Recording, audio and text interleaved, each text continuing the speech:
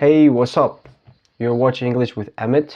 Birinchi darsimizda biz The Polar Express multfilmini analiz qildik. Ya'ni sehrli poyezdga chiqib, Shimoliy qutb tomon yo'l olgan bola bilan boshladik.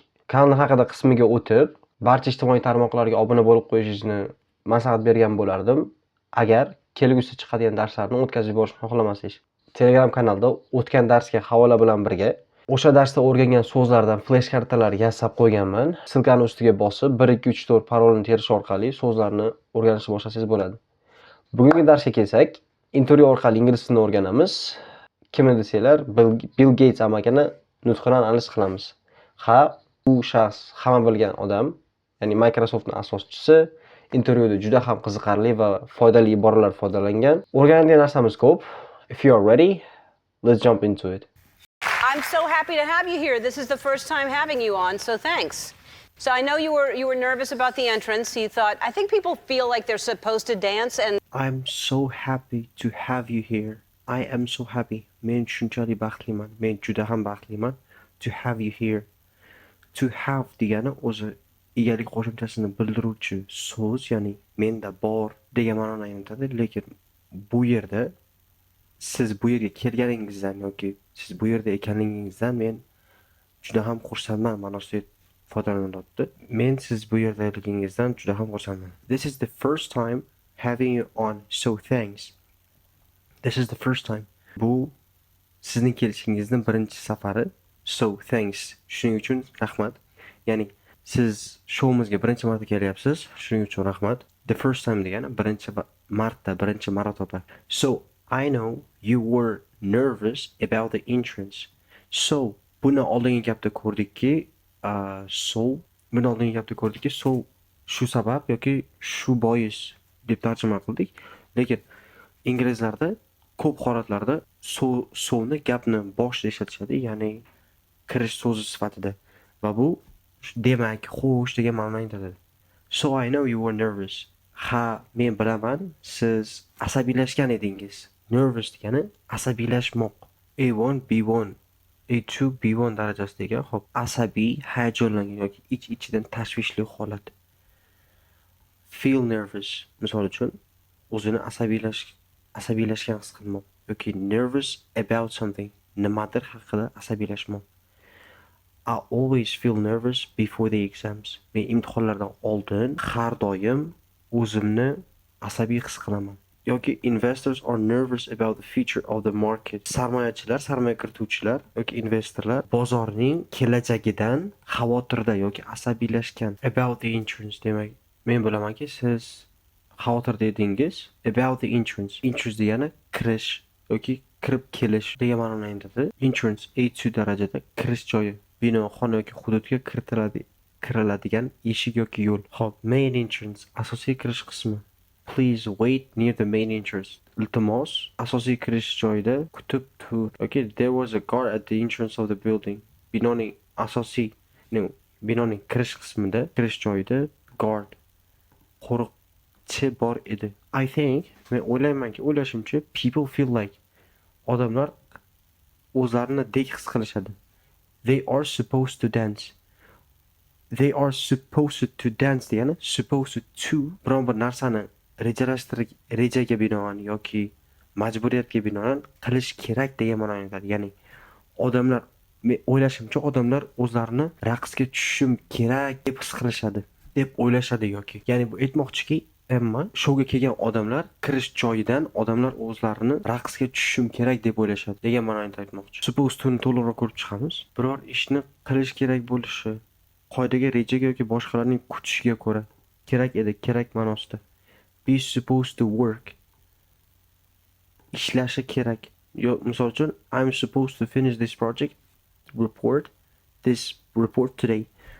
Men bu hisobotni bugun tugatishim kutilyapti yoki tugatishim kerak. Demak, kerak bo'lishi qoidaga, rejaga yoki boshqalarning kutishiga ko'ra. Men o'ylaymanki, odamlar o'zlarini raqsga tushishim kerak deb his qilishadi. and so And I was really surprised And I was really surprised because va men juda ham hayratda qolgan edim because chunki because I was here earlier today. I was here earlier today for your rehearsal. Men bu yerda here earlier ertaroq today bugun. Men bu yerda ertaroq bor edim. Men ertaroq shu yerda edim for your rehearsal. Sizning tayyorlanish jarayoningiz uchun. Ya'ni rehearsal degani programma yoki dasturlardan oldin praktikaga qo'yib olish. Qanday o'zini namoyish qiladi, qanday harakatlar amalga oshiradi, o'shalarni tayyorlanish jarayoni rehearsal deyiladi. Rehearsal. Spektakl, konsert yoki chiqishdan oldin qilinadigan mashq, oldindan tayyorgarlik. Rehearsal room misol uchun, tayyorgarlik xonasi. Wearing rehearsal, to'yga tayyorgarlik. Misol uchun, the actors are having a rehearsal before the show. Aktyorlar showdan oldin tayyorgarlik ko'rishyapti. Yoki we did a final rehearsal yesterday. Biz oxirgi tayyorgarlikni kecha qildik. Talaffuzi amerikanchada Rehearsal. rehearsal, Rehearsal. britanchada rehearsal ekan. For your rehearsal, and then you abandoned it. And then you abandon it. You abandoned it. Hop va siz va keyin siz uni abandon it. Abandon degani tashlab ketmoq, voz kechmoq yoki umuman tark etmoq degan ma'noda keladi. You abandon it. Tashlab ketmoq, voz kechmoq yoki biror narsani butunlay qoldirib ketish. Ba'zan reja, fikr, odat yoki umiddan voz kechish ma'nosida ishlatiladi. Abandon a plan. Rejadan voz kechmoq. Abandon bad habits. Yomon odatlarni tark etmoq, yomon odatlarni voz kechmoq. They had to abandon the house during the storm. Ya'ni kuchli shamol bo'layotganda storm, kuchli shamol bo'layotganda ular o'z uylarini tashlab ketishga majbur bo'lishdi. Yoki he decided to abandon his plan after many failures. Ko'plab muvaffaqiyatsizliklardan so'ng u o'zining rejasidan voz kechishga majbur bo'ldi. But we should at least show them the rehearsal. But we should, lekin biz kerak at least degani kamida yoki hech bo'lmaganda show them the rehearsal. Ularga tayyorlanish jarayonini, tayyorgarlik ko'rishni ko'rsatishimiz kerak. It was really good. Because it was really good. Chunki bu juda ham yaxshi bo'ldi. Shout out to them people. I get it how I live it. I live it how I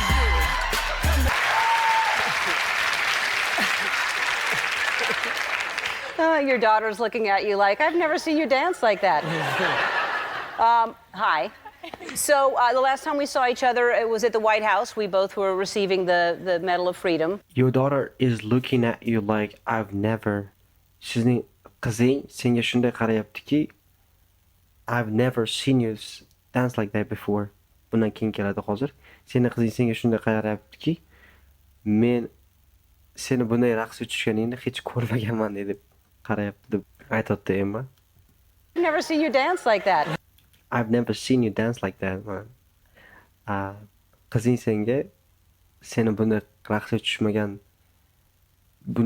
tushganingni hech qachon ko'rmaganman deb qarayapti. Hi. So Hi, salom. the last time we saw each other, So the last time we saw each other, so, ya'ni so'z, demak, xo'sh, the last time, oxirgi marta, yoki oxirgi payt, oxirgi vaqt, we saw each other. Biz bir-birimizni ko'rgan oxirgi marta bir-birimizni ko'rganimiz.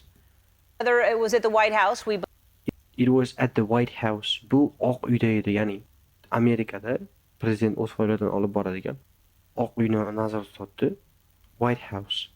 O'sha yerda bular oxirgi marta bir-birini ko'rishgan ekan. It was at the White House. We both were receiving the Medal of Freedom. We both, biz ikkalamiz ham were receiving, qabul qilayotgan edik yoki olayotgan edik nimani? The Medals of Freedom. Erkinlik medalini olayotgan edik. The Medal of Freedom bu prezident tomonidan beriladigan medal, ya'ni prezident tomonidan beriladigan medal, ya'ni fuqarolar uchun beriladi, qaysiki who have made special and meritorious contribution to USA security, world peace, ya'ni prezident tomonidan fuqarolarga beriladigan medal. Amerika jamiyatiga juda katta hissa qo'shgan odamlar uchun beriladigan medal bu. Mana bunaqa ko'k medal bo'ladi. And that was quite a day, wasn't it? And that was a quiet day, wasn't it? Va bu was quite a day. Juda ham ajoyib kun bo'ldi. Juda ham zo'r kun bo'ldi, wasn't it? Quite a day yaxshi ibora eslab qolishimiz kerak. Va bu anglatadi, ya'ni juda ham yaxshi kun bo'ldi. Quite a day. Juda voqealarga boy, qiyin yoki esda qolarli kun. Demak, it's been a quite a day. Bu juda ham esda qolarli, qiyin kun bo'ldi. Whoa, it's been a quite a day. I'm exhausted. Whoa. It's been a quite a day. Bu qiyin kun bo'ldi. Men juda ham charchadim. Bu juda ham yaxshi kun demak. Bu ham juda ham yaxshi kun bo'ldi, wasn't it? Shunday emasmi? That was an amazing group. That was an amazing group. Bu juda ham yaxshi odamlar guruhi bo'ldi. Ya'ni o'sha yerda yig'ilgan odamlar guruhi juda ham ajoyib edi. Yeah, really, really fun. So you are here with your daughter who is 21, right? And you were 21 when you became a billionaire. Is that right? Almost, yep. All right, so around that age. So, you are here. Xo'sh, siz bu yerdasiz with your daughter. Qizingiz bilansiz, who is 21 years old. Who is 21? Right? Xo'sh, demak siz bu yerda 21 yoshli qizingiz bilansiz, shundaymi? And you were 21 when you became a billionaire. Va siz 21 yoshda edingiz. You became a billionaire. Milliarder bo'lgan paytingizda 21 yoshda edingiz. Is that right? Bu to'g'rimi? Almost. Deyarli ha. All right. Xo'p. So around that age, ya'ni o'sha so'z bu yerda aniq ma'noga ega emas. All right. So xo'p desak ham bo'lardi. O'sha yosh atrofida bo'lgansiz. Around degan atrofida. You were like the youngest person to become a billionaire. Is that right? Yeah, in terms of my own, earning it on my own, yeah. Right. Okay, so, well, it's just the most important thing, yeah. You were like the youngest person to become a billionaire. You were like the youngest person. Siz eng yosh odam edingiz to become the billionaire. Milliarder odam bo'lgan. To become degani bo'lmoq.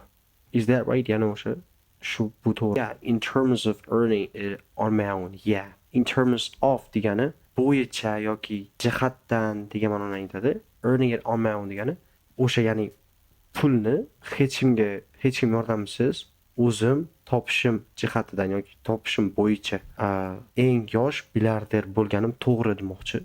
In terms of so'zini ko'rib chiqaylik. Jihatidan bo'yicha, ya'ni biror narsani ma'lum mezon yoki nuqtai nazardan baholash. In terms of money, pul jihatidan, pul bo'yicha. The new phone is better in terms of performance. Yangi telefon performance, ya'ni ishlashi yoki o'zini namoyish qilishi jihatidan bo'yicha yaxshiroq. We need to improve in terms of quality. Biz sifat jihatidan yoki sifat bo'yicha rivojlanishimiz kerak. Yeah. Right. Okay, so, well, it's just the most important thing. So, what is the most important thing? Bu eng muhim narsa. Yeah.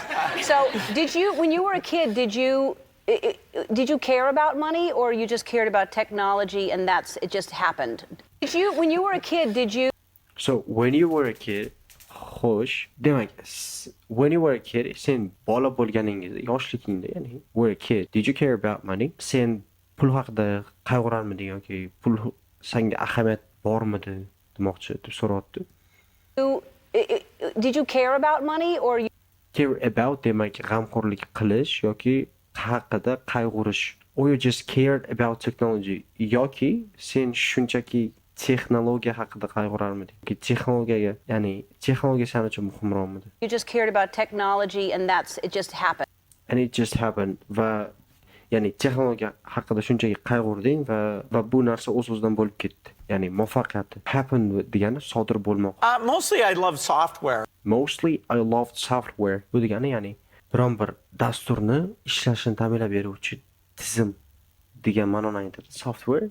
Xo'p, o'shani aytib, ko'p holatlarda, ya'ni ko'pincha men dastur ta'minotini yaxshi ko'rardim. I do remember at the private school I went to, there were other kids whose families were better off, like they had a Porsche or something, but it wasn't that big of a deal. I do remember at the private school, men eslay olaman, at the private school, ya'ni shaxsiy maktabdagi yoki shaxsiy men eslay olaman. I do remember. Remember degani o'zi eslamoq. Do remember bo'lsa, ya'ni eslay olaman deb urg'u beryapti so'zga, ma'nosini kuchaytirmoqchi. Demak, I do remember at the private school. Men eslay olamanki, men borgan maktabimda, shaxsiy maktabda there were other kids. Boshqa bolalar ham bor edi. Whose families were better off. Oilasi, holati, ya'ni menikidan demoqchi, menikidan ancha yaxshiroq bo'lgan oilalar ham bor edi. Oilasi yaxshiroq bo'lgan bolalar ham bor edi. Better off degani o'sha holati yoki sharoiti yaxshiroq degan ma'noni yetadi. Moliyaviy yoki umumiy holat jihatidan yaxshiroq ahvolda bo'lish. Biror qarordan keyin qulayroq vaziyatda bo'lish. Be better off alone, ya'ni yolg'iz holatda yaxshiroq bo'lish. Be better off without something. Biron bir narsasiz yaxshiroq bo'lish. Ya'ni biron bir narsa sizda bo'lmasa, sizning holatingiz yaxshiroq bo'ladi. Misol so'z bo'ladi. Aytishingiz mumkin, men hayotim sensiz yaxshiroq bo'ladi. O'sha holatda be better off without deyishingiz bo'ladi. They are much better off financially than before. Ular moliyaviy jihatdan oldinga qaraganda, ya'ni oldingidan da yaxshiroq holatda. Davom etamiz. Like they had a Porsche or something. So yoki like so'zlarni keyingi darslarimizda ham xudo xolasa ko'ramiz. Inglizlar ya'ni so'z topolmay qolganda yoki bo'shliq qolib ketganda o'sha to'ldirib ketish uchun ishlatishadi va ma'lum bir ma'noga ega bo'lmaydi bunaqa holatlarda va xuddi shunday bizning holatimizda ham like bo'tdi aynan bir ma'noga ega emas. They had a Porsche or something. Ularda they had a Porsche. Ularda Porsche yoki boshqa narsalar ham bor edi. Porsche bu ba'zilar bilmasa kerak. But it wasn't that big of a deal. Lekin bu menga uncha ham ahamiyatli narsa. Lekin u narsalar men uchun katta ahamiyatga ega emas edi. A big of a deal degani ahamiyatga ega bo'lmoq. Juda muhim emas, katta masala emas yoki aksincha juda muhim deb hisoblash. Not a big deal. Uncha ham katta ahamiyati yo'q. Muhim emas. And make a big deal out of something. Biron bir narsani muhimdek muomalada bo'lish. Don't worry. Misol uchun, don't worry, it's not a big deal. Qayg'urma, xavotirlanma, bu unchalik muhim narsa emas. Katta muammo emas yoki it's not that big of a deal. Just relax. Misol uchun yoki bu bunchalik muhim narsa emas yoki juda jiddiy narsa emas. Shunchaki o'zingni yengil qo'y yoki dam ol. Misol uchun she tends to make a big deal out of minor problems. U kichkina muammolarni deb ham shovqin ko'taradi, ya'ni asadan filiasida demoqchi ma'noda aytadi. Xo'p, davom etamiz. My thing was that I just loved doing software. I loved hiring people. And I was stunned when it ended up being so valuable. My thing was that I just loved doing software. My thing was, meni narsam ediki, I just loved doing software. Men dastur ta'minotini yaratishni yaxshi ko'rar edim. My thing was yoki my thing is that iborasini ishlatsanglar juda zo'r ibora. I loved My thing is that yaxshi ibora emas. My thing is that so'zini ishlatsanglar ham, ya'ni siz yoqtirgan narsani ifodalash uchun biron narsani yoqtirasiz, o'sha narsa haqida aytmoqchisiz va gapingiz shu bilan boshlasangiz bo'ladi. Misol uchun, mening gapim shuki yoki mening asosiy fikrim shuki degan ma'noni aytadi. Yoki tarjimasi ichki fikrimni yumshoq tarzda ifodalash. Misol uchun, bizning holatimizga to'ldiradigan. Xo'p, demak, mening asosiy fikrim shuki degan ma'noda ham aytadi, lekin o'ziga yoqtirgan narsaga urg'u berish uchun gapingiz shu bilan boshlasangiz bo'ladi. Misol uchun, aytaylik, yoshligimda shaxmat o'ynashni yaxshi ko'rar edim. Yaxshiroq aytmoqchisiz, misol uchun aytishingiz mumkin. When I was a kid, I loved playing chess o'rniga. My thing was that I loved playing chess. Ya'ni, men narsam shu ediki, shashka o'ynashni yaxshi ko'rardim. Demak, o'ziga yoqtiradigan narsalarga boshqacha yo'lda, ya'ni boshqacha balandligini ko'rsatib aytmoqchi bo'lsangiz, ishlatsangiz bo'ladi. I loved hiring people. Hire degani yollamoq, ish qildirish uchun yollamoq. Odamlarni yollashni yaxshi ko'rardim. And I was stunned when it ended up being so valuable. And I was stunned. Stunned degani hayratda qolmoq yoki shok holatga tushmoq. Ehtiyot bo'lish kerak. Stunned emas, stunned. Oxiri yumshoq t ga aylanib ketar ekan. Amerika talaffuzida Stunned. stunned. Stunned. Stunned. oxiri deroq aytilar ekan britanchada. Hayratga tushgan, ajablantirgan yoki biror bir voqea sababli so'nib qolgan. Be stunned by news. Yangiliklardan shokka tushmoq. So I was stunned by the shocking news. Men shokka tushiradigan yoki dahshatli yangiliklardan hayratga tushgan edim. Hayratda qolgan edim. I was stunned when it ended up being so valuable. Men juda ham hayratda qolgan edim. It ended up degani biron bir oxir oqibat qaysidir holatga tushib qolmoq degan ma'noni anglatadi. End up being so valuable desa, biron bir u qilgan ishlari, ya'ni oxir oqibat qadrli yoki qiymati bor narsa bo'lib chiqsa, o'sha holatda men juda ham hayratda qolardim degan ma'noni anglatadi bu gapi. Xo'p, misol uchun oddiy gap tuzishimiz mumkin. Kimdir bilandir urushasiz, oxir oqibat do'stga aylanib qolasiz. O'sha ma'noda ham ishlatasiz. Misol uchun in the beginning we fought each other but ended up being friends after some time. Ya'ni biroz vaqtdan so'ng boshida urushishimizga qaramasdan biz oxir oqibat do'stga aylanib qoldik. Ended up ya'ni oxir vaqt bir holatga tushib qolmoq. End up alone, yolg'iz bo'lib qolmoq, yolg'iz bo'lib qolib ketmoq. If you keep skipping classes, you might end up failing. Agar sen darslardan qolib ketaversang, yiqilishing mumkin. Ya'ni imtihonlardan yiqilishing mumkin. Really? Yeah. That surprised you? Yeah, because I always had to be careful that we wouldn't hire too many people. I was always worried because people who worked for me were older than me and they had kids. And I always thought, well, what if we don't get paid? Will I be able to meet the payroll? So I was always very conservative about the finances. And then when we did go public, what was I, 30 by then I was kind of stunned at what it multiplied out to. Right. So when you Yeah, really? Ha, rostami? Did it surprise you? Bu seni hayratda qoldirdimi? Because I always had to be careful. Careful degani ehtiyotkor. Men har doim ehtiyotkor bo'lishga majbur edim. That we would not hire too many people. Wouldn't hire too many people. That we wouldn't hire too many people. Juda ham ko'p odamlar yollab yubormasligimiz uchun juda ham ehtiyotkor bo'lishim kerak edi. I was always worried because people mentioned har doim xavotirda edimki, chunki odamlar work it for me.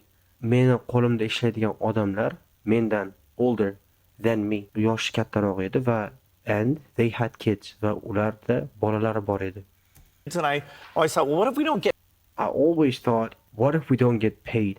Men har doim o'ylaydimki, what if agar biz pul ololmasakchi, ya'ni odamlar bizga pul to'lamasachi deb o'ylardim doim. paid? Will I be able to meet the payroll? So I was Will I be able to meet the payroll? Meet the payroll degani biron bir odamni ish haqqini to'lab berish. Xo'p, u ham aytadi, will I be able to meet the payroll?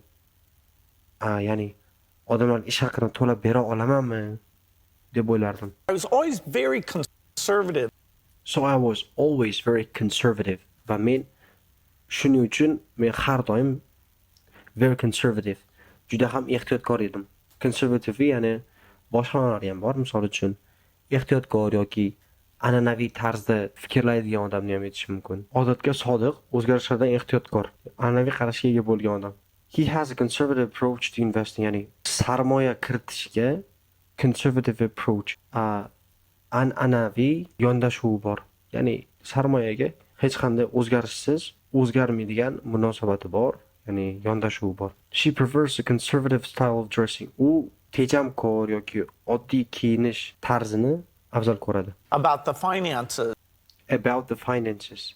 Sarmoyalar yoki moliya haqida doim ehtiyotkor bo'lishim kerak edi. And then when we did go public, what was I, 30 by then I was kind of stunned at what it multiplied out to.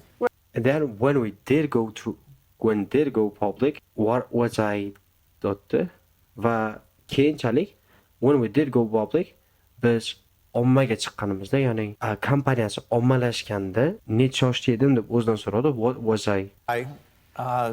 30. 30, ya'ni 30 yoshdamandim deb so'radi o'zidan. By then, o'sha paytda. By then I was kind of stunned at Yana o'sha so'z aytibdi. Then I was kind of stunned. Men juda ham hayratda qolganda edim. Nimadan hayratda qolibdi? At what it multiplied out to. Kelib chiqqan natijasidan juda ham hayratda edim. Multiply out to iborasi ham juda ham zo'r ishlatiladigan so'z. Ya'ni biron bir natijaga olib kelmoq yoki biron bir holat bilan tugamoq. Oxir-oqibat katta natijaga olib boradi degan ma'noni ham berar ekan. Misol uchun small actions multiply out to big outcomes, ya'ni kichkina harakatlar katta natijalarga olib boradi yoki natijalar bilan tugaydi. Yoki kichkina harakatlar natijasi katta natijalarga olib boradi. Misol uchun all your small efforts multiplied out to huge success in the end. Yakunida oxir-oqibat ularning kichik harakatlari juda katta muvaffaqiyatga olib bordi. Endi hozirgacha analiz qilgan joyimizni to'liq ko'rib chiqamiz. I'm so happy to have you here. This is the first time having you on, so thanks. So I know you were nervous about the entrance. You thought, I think people feel like they're supposed to dance, and so and I was really surprised because I was here earlier today for your rehearsal, and then you abandoned it. But we should at least show them the rehearsal because it was really good. Shout out to them people. Get it how I live it. I live it how I get it. Come to my, I fill it with a It was good.